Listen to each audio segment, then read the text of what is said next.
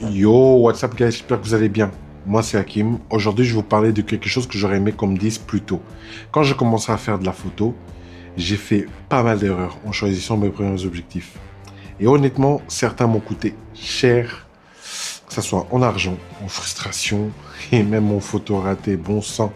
Alors si tu es débutant ou même si tu as déjà un peu de matos, cette vidéo peut te servir. En tout cas, pour éviter de perdre ton temps et peut-être faire des meilleurs choix. Donc, sans plus tarder, première erreur, l'ouverture. L'ouverture, ça fait pas tout. Je m'explique. Première chose que j'aurais aimé savoir, c'est que l'ouverture, c'est pas une chose si importante que ça. Je m'explique encore une fois. Comme beaucoup de débutants, je commençais avec le 50 mm 1.8. Je me disais que plus l'ouverture est grande, mieux c'était. Vu que c'était à 1.8. C'était censé me donner le meilleur bokeh. Le bokeh de ouf. Les photos sont pas mal. Franchement, il y a certains qui étaient pas mal. Mais voilà, j'y viens. Ça me donnait un bokeh de ouf, une belle lumière, et tout ça, et tout ça, et tout ça. Mais j'ai vite compris que ça ne faisait pas tout. Tu peux shooter en basse lumière avec un flou artistique. Mais ce que personne ne dit, c'est que la profondeur de champ est ultra fine et du coup, tu as vite fait de rater ta mise au point et mes débuts, je peux te dire que j'en ai raté beaucoup. Bien évidemment, je vais quand même essayer de trouver, si j'en ai quelques-uns quelques photos que je pourrais vous montrer de l'époque, même si c'est pas toujours la chose qu'on garde le plus souvent. Donc aujourd'hui, je préfère shooter avec un 2.8. Par exemple, j'ai celui-ci, le 24-50 2.8, qui est magnifique, j'adore. Et mon préféré, que j'avais déjà parlé dans une vidéo précédente, c'est le 70-200 f4. Franchement, j'ai quelques photos que je vais vous montrer et franchement, je suis ravi. Je ne shoote pas tant que ça en basse lumière pour me dire que oui, ben, justement, j'aurais besoin d'un 1.8. C'est qui n'est pas forcément nécessaire. Et du coup, ben, j'ajuste avec le minimum d'entrée de lumière que je puisse avoir. Et franchement, c'est juste topissime. Et justement, parlons de contrôle. Deuxième erreur, la focale change ton style. Je m'explique. Deuxième leçon, la focale influence complètement ta manière de shooter. Je pensais que le 50 mm, c'était polyvalent, standard, passe-partout, mais j'ai vite compris que le 24, le 35 ou le 85, c'est pas juste un zoom différent, mais c'est carrément une autre façon de voir. Le 24 mm, ça te rapproche de la scène. Dans l'action, donc tu es fort proche de ton élément. Le 85 te pousse à prendre du recul, à composer différemment. Et le 70-200, qui est juste ici, je t'apporte une compression folle pour les portraits, mais il t'isole aussi énormément de ton sujet. Donc tu te retrouves très loin de ton sujet par rapport à d'autres. Au final, ce qu'on oublie, c'est que tu choisis comme focale détermine ton style. Donc, avant d'acheter ton objectif, pose-toi cette question. Une question simple. Qu'est-ce que j'ai envie de photographier? Et vraiment, qu'est-ce que je veux vraiment photographier?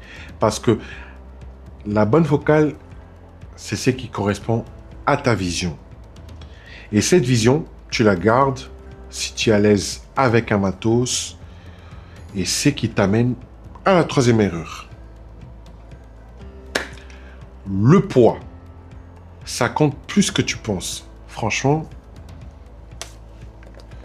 avoir quelque chose comme ça. Alors la grosse erreur de débutant, je m'étais jamais posé comme question, c'était le poids. Aujourd'hui, j'avais un 85 mm. Si je me souviens bien, ouais, c'était le 85 mm 1.8 Viltrox. En comparaison avec celui-ci, le Viltrox était vachement lourd. C'était lourd et franchement, même si j'avais une qualité d'image qui était fabuleuse, toute la journée, j'en pouvais plus. J'étais à bout après quelques heures et je sentais clairement que le poids, c'est simple. Il m'a cassé le poignet une fois. Vraiment. Ce que je veux dire par là, c'est que j'ai vraiment eu le poignet endolori. Pendant plusieurs semaines, je pouvais clairement pas prendre mon boîtier parce que j'avais mal au poignet. Et c'était horrible. Ouais. Du coup, j'ai dû annuler 2 prestations à cette époque-là parce que j'avais vraiment mal au poignet. Donc, plus tard, j'utilisais le 70-200. Pareil, une optique incroyable, super polyvalent, mais tu sens que tu as sur l'épaule. Résultat, parfois, j'hésitais même à sortir, surtout pour des petites sorties. Et j'ai compris un truc. Un objectif trop lourd, c'est un objectif que tu n'utiliseras pas autant que tu voudrais. Au final, c'est l'objectif que tu laisses à la maison. Regardez. Je l'ai déjà présenté. C'est vrai que j'en ai jamais vraiment parlé. C'est mon 150-500. C'est un objectif que j'adore pour du sport, que j'utilise principalement pour le sport. Et je voudrais également, parce que j'ai pas eu l'opportunité de l'utiliser pour l'animalier. Mais franchement, toutes les fois que je suis parti pour le foot, en tout cas pour shooter du foot, j'avais clairement pas envie de sortir avec. Tellement il est lourd. Donc je dois adapter ma façon de sortir, je dois adapter avec un trépied, je dois adapter avec beaucoup de choses pour que j'ai quelque chose de conséquent qui me... Voilà, c'était pas évident. Donc j'ai plus une préférence à sortir avec celui-ci qu'avec celui-ci, même si au niveau de la qualité et aussi le fait de partir, je vais loin dans mon élément, surtout pour le sport, je vais loin dans mon élément, et ça me donne pas tant que ça envie de sortir. Donc, maintenant, je fais plus attention à ça. Un objectif plus léger, plus compact et souvent plus pratique au quotidien.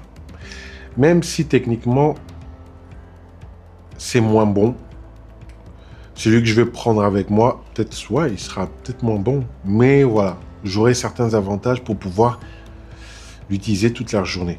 Du coup, on résume tout ça rapidement. Conclusion, c'est qu'il faut retenir, c'est 1. L'ouverture, c'est bien, mais sans maîtrise, tu vas vite te prendre la tête. 2. La focale, c'est qui détermine ton style. Choisis-la en fonction de ce que tu veux photographier. Et 3. Le poids est un facteur énorme. Si tu n'as pas envie de l'utiliser, ton objectif ne sert à rien. Voilà. J'espère que cette vidéo t'aura évité de faire les mêmes erreurs que moi. Et dis-moi en commentaire, c'est quoi ton objectif, ton premier objectif, et est-ce que tu le recommanderais aujourd'hui? Et si tu as aimé cette vidéo, n'oublie pas de liker, de t'abonner et pour surtout me soutenir et soutenir la chaîne. Donc je vous remercie de prendre du temps dans cette vidéo et je vous souhaite de passer une excellente journée et à la prochaine. Yo!